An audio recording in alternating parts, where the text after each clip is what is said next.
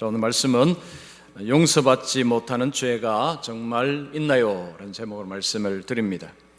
자, 올 4월 달에 남양주 마석 어느 동네에서 일어난 일입니다. 아이가 놀이터에서 5살짜리 아이가 놀이터에서 자전거를 타고 놀고 있었습니다. 그 옆에는 주차장이 있었고 주차장에 차들이 주차가 되어 있었습니다. 이 아이가 자전거를 가지고 놀다가 그 주차장으로 들어가서 어떤 차를 꽝 받았습니다. 아이가 차를 받았으니 넘어져서 이제 울고 있고, 엄마는 아이의 울음소리를 듣고 이제 아이에게로 왔습니다.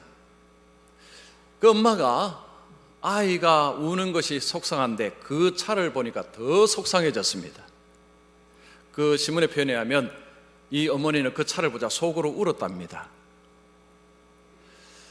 그 아이가 부디딘 차가 어마어마한 차였습니다. 자, 사진 한번 보여주세요. 이 차입니다. 이게 무슨 차죠? 포르쉐입니다. 포르쉐. 이 포르쉐가 우리나라에서 이 차 지금 가격이 2억 8,900만 원. 그러니까 옵션 들어가면 3억이 넘는 차였습니다. 아이가 5살짜리 아이가 저 차를 들어받아서 이제 끌은 것입니다. 여러분, 문짝을 끌고 수리하는데 저 차는 어마어마하게 돈이 들 것입니다. 그때 이 차주가 그 근처에 있었고 이제 부딪히는 소리를 듣고 그 차에게 차 쪽으로 왔습니다. 여러분이 차주라면 어떻게 하시겠습니까? 아주머니, 돈 좀 준비하셔야 되겠습니다. 이런 말 아마 아실 사람도 있을 것입니다. 근데 이 차주가요, 그 지금 막 바들바들 떨고 있는 그 어머니에게, 그 엄마에게 괜찮습니다, 걱정하지 마십시오, 그랬답니다. 이 아이 아빠가 인터넷에 이런 글을 올렸습니다. 포르쉐 차주님께 죄송하고 감사 인사를 올립니다. 귀한 자동차에 상처 생기게 만들어서 죄송하고 너그럽게 용서해 주셔서 감사합니다. 차주분께 좋은 일만 생기길 기도하겠습니다. 이 아이 아빠가 차주님께 좋은 일만 생기기를 기도하겠습니다 라고 하면서 올렸습니다. 여러분, 용서는 참 좋은 것입니다. 용서는요, 정말 아름다운 것입니다. 세상에 아름다운 일이 정말 많습니다. 많은 가운데서 용서만큼 아름다운 일이 있을까, 이런 생각도 해봅니다. 우리는 살면서 용서를 하기도 하고 용서를 받기도 합니다. 자, 우리 성도님들은 어느 쪽을 더 많이 하시고 사셨습니까? 용서를 더 많이 하시고 사셨습니까? 용서를 받는 것을 더 많이 하시고 사셨습니까? 어느 쪽이 더 많은 것 같습니까? 우리는 용서를 받은 것보다 용서한 것을 더 잘 기억하는 경향이 있습니다. 용서받은 것은 쉽게 잊어버리지만 용서한 것은 잘 기억합니다. 그래서 아마도 나는 용서를 많이 하고 살았지, 이렇게 생각을 하실 수도 있습니다. 여러분, 예수 믿는 사람은 어떻게 대답을 해야 될까요? 용서를 훨씬 많이 받았습니다 라고 대답을 하는 것이 옳습니다. 왜 그럴까요? 우리는 용서를 어마어마하게 받았기 때문입니다. 누구한테요? 하나님께로부터.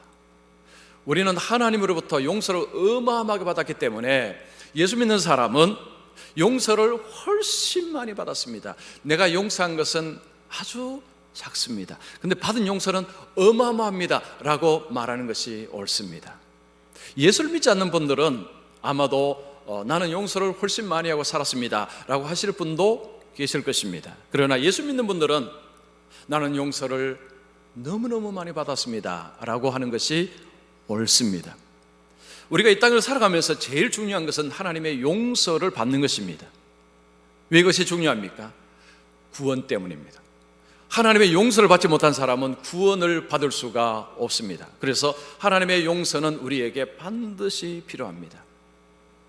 자, 그런데 오늘 말씀에 보면 용서받지 못하는 죄가 있다고 주님이 친히 말씀하셨습니다.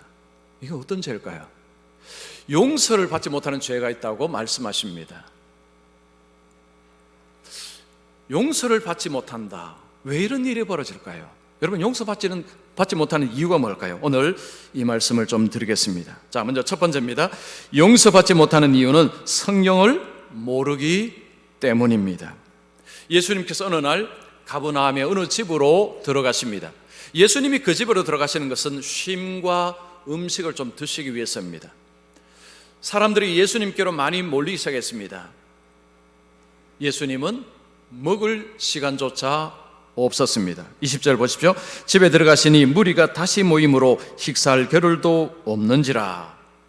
예수님은 무리들 틈 속에서 식사할 여유조차 없었다는 것입니다. 예수님에 대한 관심이 점점 높아집니다. 예수님의 인기가 점점 높아집니다. 어떤 사람이 인기가 높아지면 더불어 높아지는 것이 하나가 있습니다. 인기와 같이 따라붙는 것이 있습니다. 뭘까요?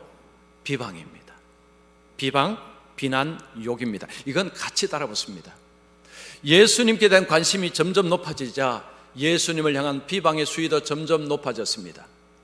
사람들이 예수님을 어떻게 비방을 합니까? 오늘 본문에 보면 그가 미쳤다. 예수님을 향해서 사람들이 미쳤다라는 비난을 하기 시작했습니다. 이 미쳤다는 것은 오늘 본문에서 뭘 의미합니까? 귀신 들렸다, 그런 의미입니다. 예수님을 비방하는 사람들이 예수님을 향해서 그는 귀신 들렸다, 제정신 아니다, 미쳤다, 이런 식으로 비방을 하기 시작했습니다. 이 비방의 소문을 예수님의 가족들이 들었습니다.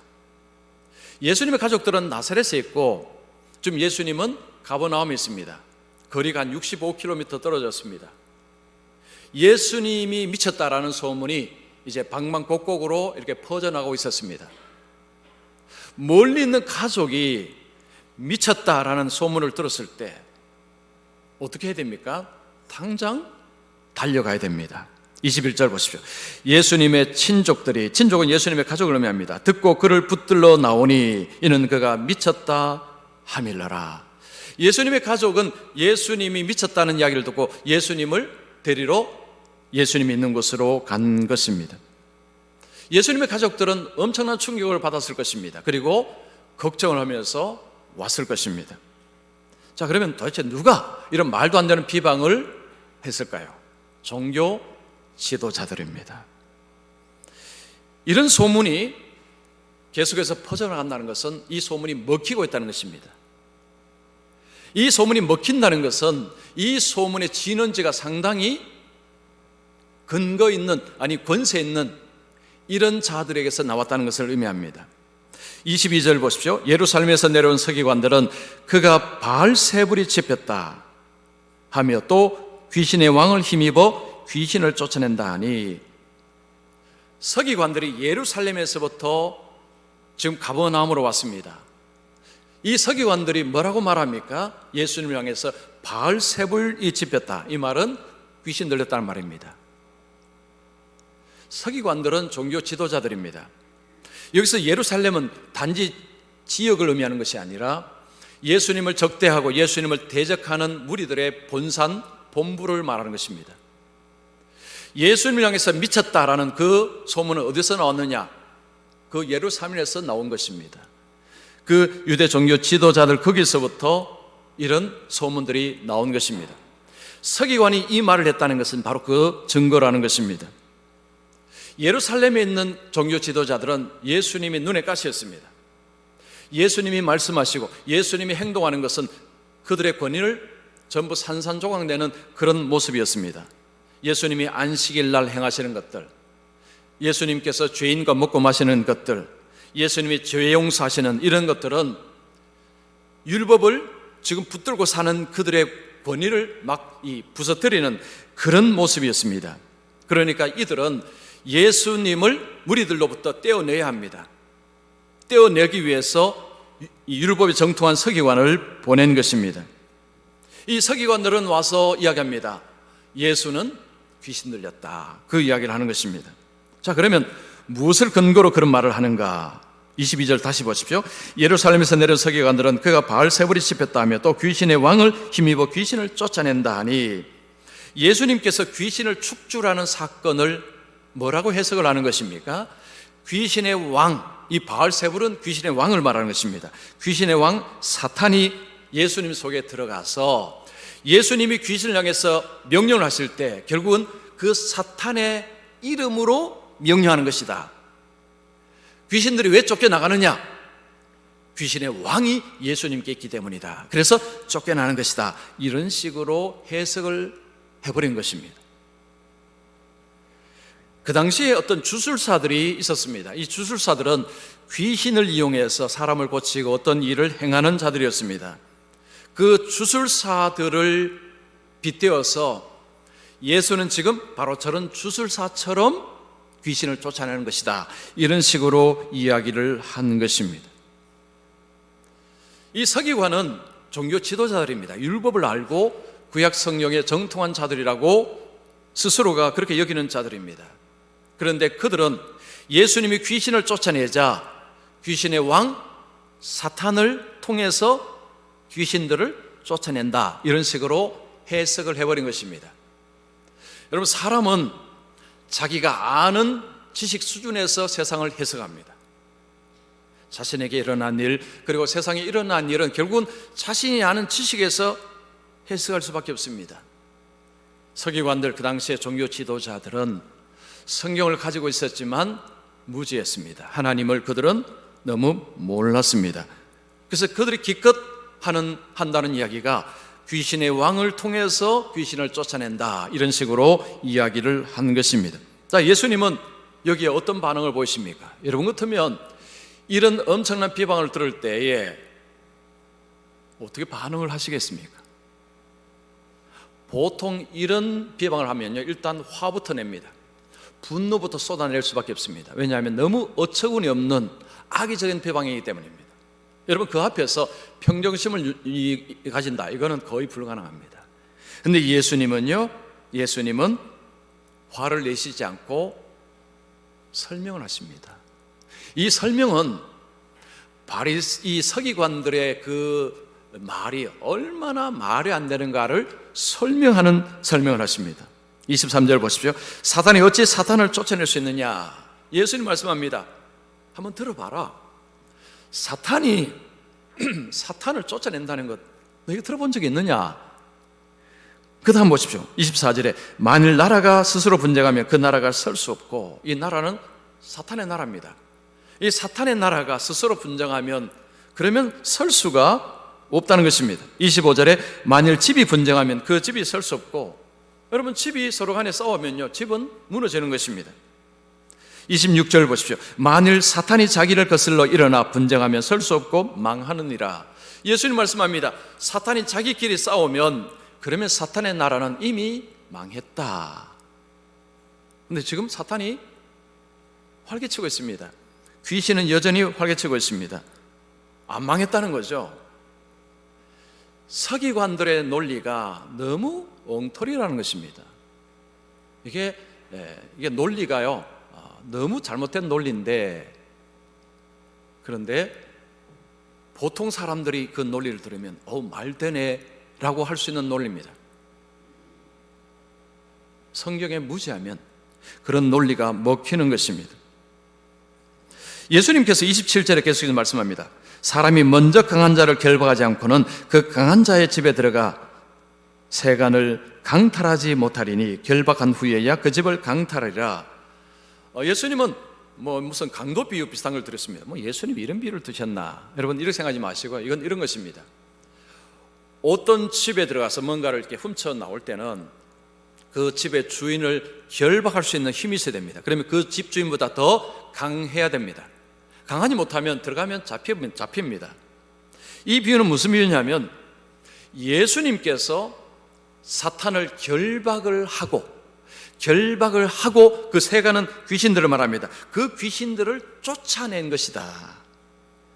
예수님께서 그 사탄에게 사로잡혔는 것이 아니라 예수님이 그 사탄을 결박하고 나서 그 귀신을 쫓아낸 것이다. 이게 이렇게 이야기해야지, 저 서기관들 이야기는 완전히 엉터리다, 그 이야기를 하는 것입니다. 여러분, 오늘날 교회를 비방하는 소문들, 하나님을 비방하는 소문들이 세상에 둥둥둥 떠다닙니다. 그 안에는 악의적인 비방들이 그 속에 있습니다. 이 악의적인 비방을 하는 사람들이요, 그냥 무식한 사람들이 아닙니다. 똑똑한 사람들입니다. 세상에서 사람들로 하여금 말하면 듣는 이들의 입에서 이런 이야기가 책을 통해서, 유튜브를 통해서 막 생산이 되고 있습니다. 많은 사람들이 그들의 말에 귀를 기울이고 그 말을 받아들이고 있습니다. 자, 그들은 이런 식입니다. 역사 속에서 기독교와 교회, 그리스도인들이 잘못한 것은 쫙 다 모읍니다. 여러분, 모으면요 엄청납니다. 왜냐하면 세상 속에서 그리스도인이 잘못한 것이 많고 교회도 잘못한 것이 많습니다. 그걸 다 이렇게 쫙 열거하고 나서요, 뭐라고 하느냐 하면은, 교회가 이렇게 문제가 많다, 기독교가 역사 속에 이렇게 문제를 많이 일으켰다, 교회가 없는 것이 오히려 더 평화를 유지하는 데 좋다, 그리고 더 나아가서 그들이 믿는 하나님 아무 가치 없다, 이런 식으로 주장합니다. 그리고 이 주장이 먹히고 있습니다. 먹히고 있습니다. 왜냐? 이렇게 주장하는 사람들이 너무 똑똑한 사람들이라서. 그들의 논리에 사람들은 귀를 열고 듣고서 교회 안에 있는 사람들이 교회 바깥으로, 교회 바깥에 있는 사람이 교회를 향해서 맹비난을 하는 이런 일들이 오늘날 일어나고 있습니다. 여러분, 이런 주장을 하는 사람이나 이런 주장을 듣는 사람들이 공통된 특징 하나가 있습니다. 성경을 모른다는 것입니다. 성경을 알면 두 가지를 알게 됩니다. 첫 번째는 영생이고 두 번째는 예수님입니다. 자, 요한복음 5장 39절 우리 같이 읽습니다. 시작. 너희가 성경에서 영생을 얻는 줄 생각하고 성경을 연구하거니와 이 성경이 곧 내게 대하여 증언하는 것이니라. 예수님께서 말씀한 성경, 이게 구약 성경인데 우리는 이 성경을 이제 신구약 성경 전체로 생각을 하면 맞습니다. 성경을 통해서 두 가지를 얻게 된다는 것입니다. 하나는 영생을 얻는 법, 영생을 어떻게 얻는가를 알게 되고요, 또 하나는 예수님이 누구신 줄을 알게 된다는 것입니다. 예수님을 만나게 된다는 거죠. 성경을 안다는 것은 이 두 가지를 안다는 것입니다. 나는 영생 얻는 길을 압니다. 나는 예수님을 압니다. 이 두 가지를 안다는 것은 성경을 아는 것을 말합니다. 그런데 오늘날 어떤 사람들은 성경을 보면서도 이 두 가지를 결코 알지 못합니다. 왜 그럴까요? 우리가 성경 읽을 때, 여러분, 성경 읽는 태도가 정말 중요합니다. 성경 속으로 내가 들어가야 되는데 많은 사람들은 반대로 합니다. 내 지식과 내 주장과 내 거기에 성경을 내 속으로 끌어들입니다. 즉, 내가 주장하는 것을 위해서 성경을 사용하는 것입니다. 성령 속으로 내가 들어가야 됩니다. 성령 속으로 내가 들어가서 거기에서 말씀하는 것을 들어야 되는데 어떤 사람들은 거꾸로 합니다. 내가 하고 싶은 주장, 나의 생각을 뒷받침하기 위해서 성경의 어떤 것들을 그냥 빼서 쓰는 것입니다. 그렇게 되면요, 성경에서 영생을 결코 알지 못합니다. 그리고 예수님이 누구신지를 결코 알지 못합니다. 성경을 읽으면서 주님을 만나지 못하게 되면 무슨 문제가 벌어질까요? 주님이 주시는 엄청난 선물인 용서를 모릅니다. 용서를 받을 수가 없습니다. 왜냐하면 예수님이 이 땅에 오신 목적이 죄 용서입니다. 죄 용서가 크신 목적입니다. 그것을 모르는 것입니다. 그것을 받지 못하게 되는 것입니다. 자, 그러면 이 용서를 알지 못하고 용서를 받지 못하는 사람들의 특징이 있습니다. 이게 중요합니다. 오늘 설교의 핵심은 이겁니다. 자, 두 번째입니다. 용서받지 못하는 이유는 회개하지 않기 때문이다. 예수님께서 이 비유를 말씀하시고 사람들에게, 그리고 그 서기관들에게 죄에 대해서 말씀합니다. 예수님께서 두 가지를 말씀합니다. 용서받을 수 있는 죄가 있고 용서받을 수 없는 죄가 있다라고 말씀합니다. 28절을 보십시오. 내가 진실로 너희에게 이르노니 사람의 모든 죄와 모든 모독하는 일은 사하심을 얻되. 예수님께서 먼저 사하심을 얻는 죄를 이야기합니다. 무슨 죄입니까? 사람의 모든 죄, 모든 죄, 이 땅에서 살면서 짓는 죄는 사하심을 얻을 수 있다는 것입니다. 여기서 모독한다는 것은 상대에 대해서 사사건건 방해하는 것, 이것을 이렇게 모독하는 표현입니다. 성경은요, 성경 우리에게 인간이 지은 죄에 대해서 용서가 있다고 이야기합니다. 그 용서를 받을 수 있는 비결이 무엇입니까? 회개입니다. 자, 우리가 회개하면 이 땅에서 짓는 죄를 용서받을 수 있다라는 것이 성경의 선언입니다. 자, 그런데 여기서 우리가 한 가지 꼭 기억해야 될 것이 있습니다. 세상에 오해하는 것이 바로 이것입니다. 그리고 밀양이라는 영화가 잘못 전해준 것이 이겁니다. 어떤 사람에게 내가 잘못을 했을 때 하나님께 용서를 받는 것으로 끝나면 안 된다는 것입니다. 여러분, 성경은 그 사람에 대해서 배상을 하라고 이야기합니다. 책임을 지라는 거죠. 그냥 나는 하나님 용서받았으니까 됐다, 이거 성경적인 용서가 아닙니다. 내가 잘못을 한 사람에게 배상을 하라는 것이 성경의 요구입니다. 이것이 회개입니다. 그래서 회개는 하나님의 용서를 받는 길임을 이야기합니다. 자, 그리고 두 번째 29절에 누구든지 성령을 모독하는 자는 영원히 사하심을 얻지 못하고 영원한 죄가 되느니라. 자, 우리가 눈여겨봐야 될 것은 29절입니다. 누구든지 성령을 모독하는 자는 용서가 없답니다. 그 죄가 영원하다고 얘기합니다. 성령을 모독하는 죄를 지은 사람은요, 영원히 죄가 있고 용서함을 못 받는다라고 주님이 말씀합니다. 자, 그러면 성령을 모독한다는 게 뭘까요? 성령을 모독한다. 여러분, 혹시 살아오시면서 성령을 모독하시는 일이 있으실까요? 없으실까요? 있는 것 같기도 하고 없는 것 같기도 하고. 근데 성령을 모독하는 게 뭔지를 알아야 아시겠죠? 자, 성령을 모독한다는 것은요, 이런 것입니다. 예수님께서 하시는 일들을 사사건건 방해하고 못하게 하는, 이게 바로 성령을 모독하는 행위입니다. 예수님께서 이 땅에 오셔서 하시는 일은 곧 성령의 사역입니다. 예수님이 뭐 하러 오셨습니까? 인간을 구원하러 오셨습니다. 예수님의 사역은 구원 사역입니다. 그 예수님이 구원 사역했을 때 그 사역을 누가 주도했느냐? 성령님입니다. 예수님께서 귀신을 쫓아내실 때 그 귀신이 어떻게 쫓아냈다고 말씀하셨습니까? 성령을 힘입어서 성령의 능력으로 귀신을 쫓아냈다고 예수님이 말씀하셨습니다. 예수님의 사역은 구원 사역이고 그 구원 사역은 곧 성령님의 사역이었습니다. 예수님의 그 구원 사역을 방해하고 못하게 하는 것은 곧 성령을 방해하는 것입니다. 성령을 모독하는 것입니다. 여러분, 사람이요, 좀 무지한 것은 가르치면 됩니다. 무지하면 가르치면 됩니다. 그런데 제일 위험한 사람은 눈 감고 귀 닫은 사람입니다. 눈을 감아버리고 귀를 닫은 사람은 이건 방법이 없습니다. 그 당시에 종교 지도자들, 서기관들이 바로 그들이었습니다. 그들은 눈 감고 귀 닫아버렸습니다. 그들은 사사건건 예수님이 하는 일을 방해하고 인정하지 않고 거부해버렸습니다. 예수님은 지금 하시는 일은 구원 사역입니다. 근데 이 서기관들은 자기들도 못 가고 다른 사람들도 못 가도록 사사건건 방해를 한 것입니다. 자, 그러면 그들은요, 그 일을 왜 했을까요? 옳다고 생각하니까 한 것입니다. 그들은요, 스스로가 옳다고 생각해서 그 일을 계속해서 끊임없이 한 것입니다. 예수님을 비방했다고 지옥 가는 거 아닙니다. 지금 그 이야기 하는 것이 아닙니다. 여러분, 사도 바울은 예수를 인정하지 않고 예수 믿는 사람을 잡아서 감옥에 가두는 엄청난 악을 행한 사람입니다. 근데 그 사람도 구원받았습니다.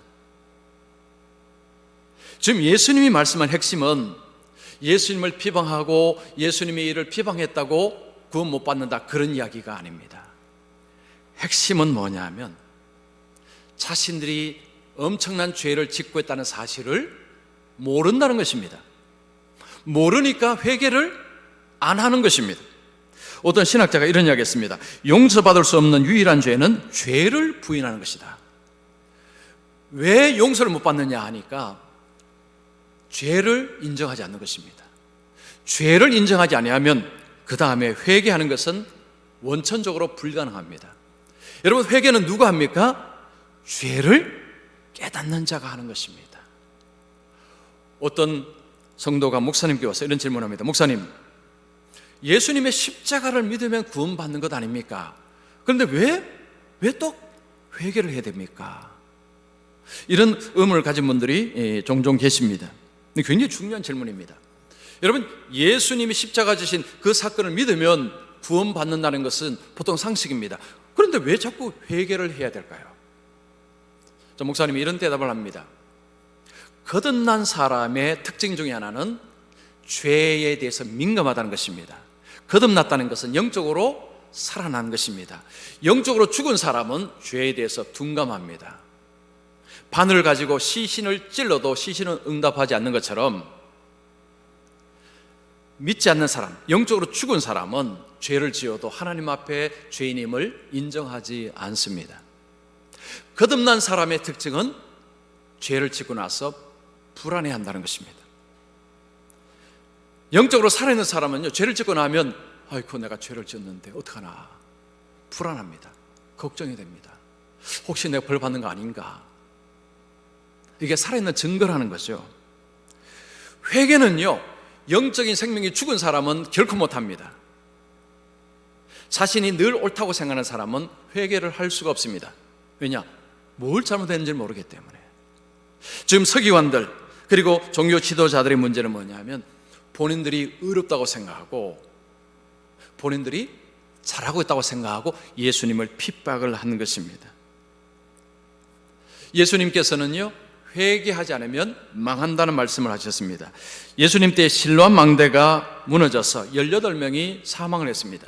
이 사건을 두고 예수님께 어떤 사람이 이런 이야기합니다. 예수님, 이들의 죄가 훨씬 더 많아서 이렇게 됐습니까?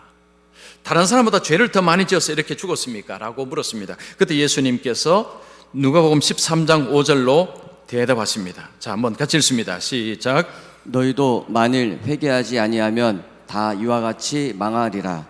예수님은 이들이 죄가 많아서 이런 것이 아니라 예수님은 회개하지 아니하면 이렇게 망한다. 망한다는 것은 영원한 죽음을 의미하는 것입니다. 회개는 아무나 못합니다. 내가 죄인입니다.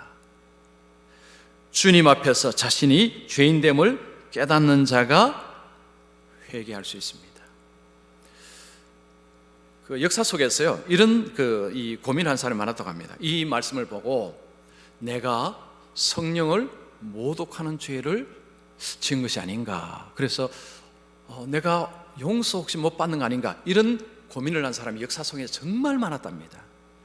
아마 우리 성도들 중에서도 이런 염려 해보신 분들이 분명히 계실 것입니다. 이 말씀 보면 죄가 용서를 못 받는다고 하니까요, 내가 이 죄 지었으면 어떡하지?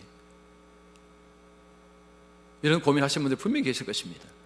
그 고민을 하신 분들은 안심하십시오. 왜요? 그 고민은 아무나 하는 게 아닙니다.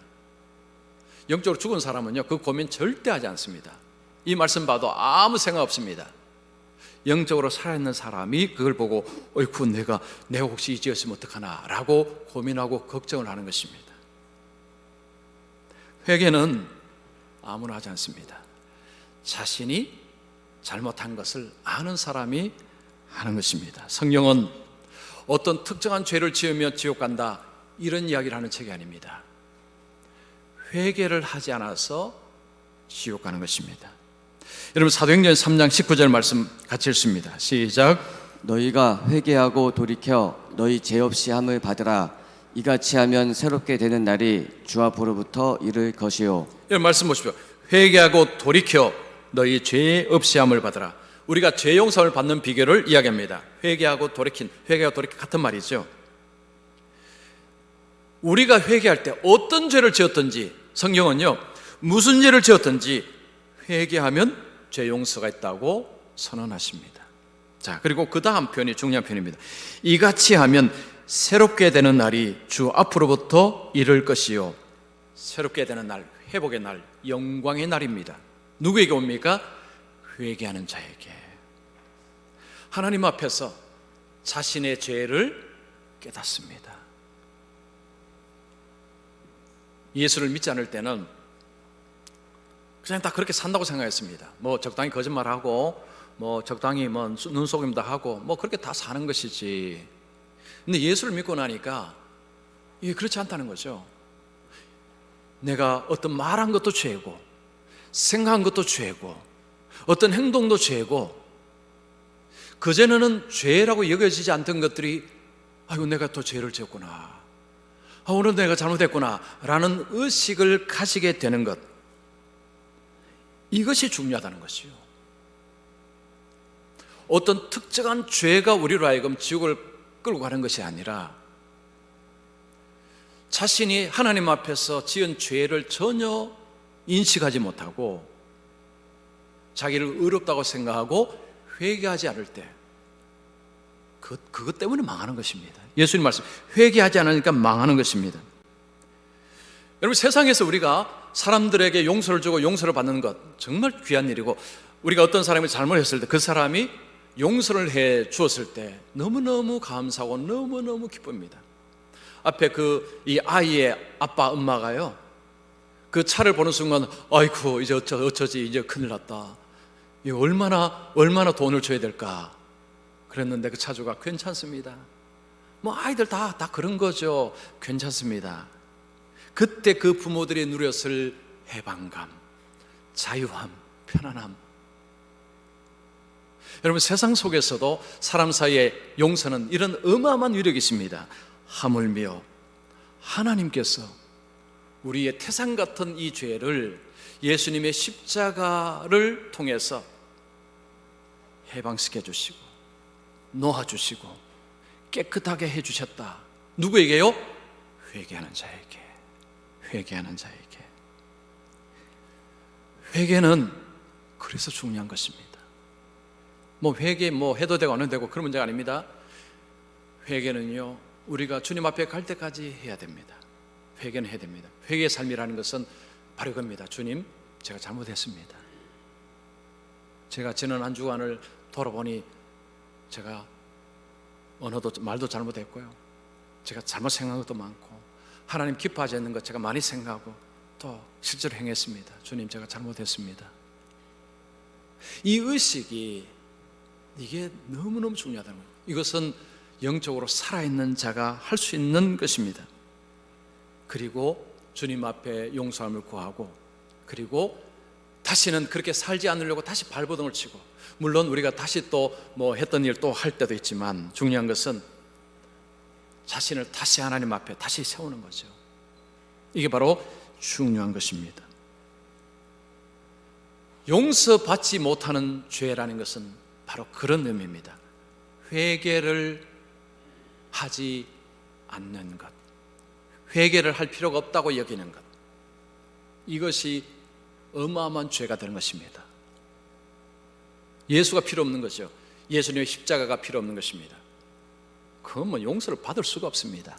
바로 그 이야기입니다. 그래서 우리 성도님들은, 성도님들은요, 회개를 남의 이야기를 하지 마시고 어느 중죄를 지은 사람들만 하는 것이 아니고 우리 모두 나의 일이라고 여기시고, 여러분 그렇게 삶을 사셔야 됩니다. 자, 그럴 때 주님께서 새롭게 되는 날, 영광스러운 날이 기다리고 있답니다. 누구에게요? 회개하는 자에게. 그래서 우리 성도님들은 회개를 잘 하셔서 주님이 예배하신 그 영광스러운 날, 그 날을 소망하시면서 주님 안에서 감사하고 기쁘고 그리고 주님을 찬송하는 삶을 살아가시기를 축원합니다.